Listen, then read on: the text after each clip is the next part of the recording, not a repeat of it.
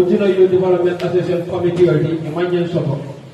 bari ri mantara committee dol kono committee le kallo men kaaje ko bi programme na make sure ayke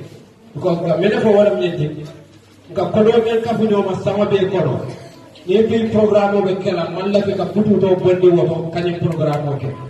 lafta kodo si ata nyaanya dal so woni kemela dal so woni kemani tandul lam dal so woni kemafula ka foye wuli committee le wuli ko do nyini membe ni programme o kala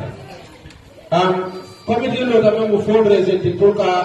make sure budget on de data men tata wuli tan sama ni fen pour men nyanta ka bi programme o dapan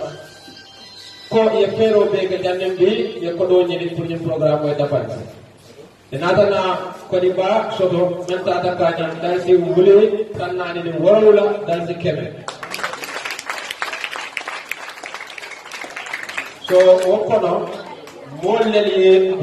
bulo fay mol kan ka ma ko roke ni programme wala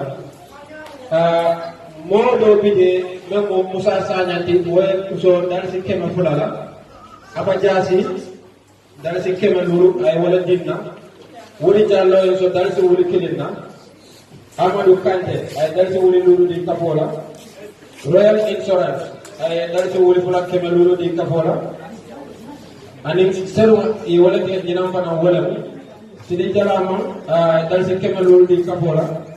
an sumana mane dal se wuli kirim ya sonko dal se wuli fula fama trawalle dal se wuli kirim jamba jamme dal se wuli fula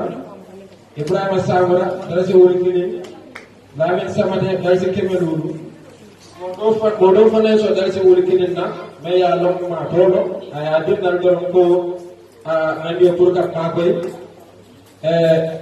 matres compagnie do fana bigi wala so dal so woli lulla Ibrahima Silla o fana so dal so woli lulla Sky High o fana ko compagnie da ya so dal so woli fula kema lulla ala sara samura o so kema fula Demboja ay so kema sela la men drame kema fula famara sanya diaspora kiaman dal so woli lulu Jawul Sedi there is a Kemafula agriculture member combo so there is a Wulikina Modo Financial there is a Wulilula ko kakafo support Afanaya in Nahani Kilaka Diaspora Gambia Genoa Youth Development Association Savo Genoa Development Diaspora member Bantala Bangola Yabroka Punyoma there is a Wulifula Kemalukina Jinoy bari musol men be jinoy ye kafole lo jinoy e kongo e ka meteo ke e ka tego ke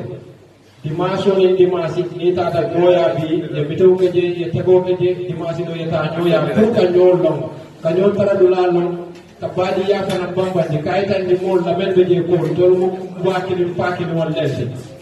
o jinoy sister ñaara do le kono ani sukari sawo to belul dawto jam to fanan na de bulo kam ñoma dal so wuri kin kema lulu yew la fara ya di ka ko la premier programme o kero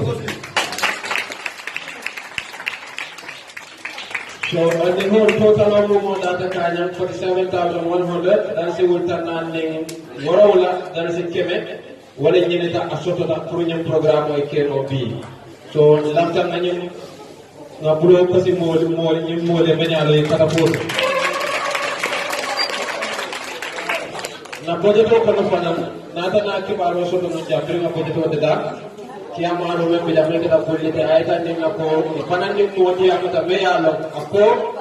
atele be responsible la mi tomo mi fe be kala ñi programme to jambi atele ba kala mole fanay wo ke me yalo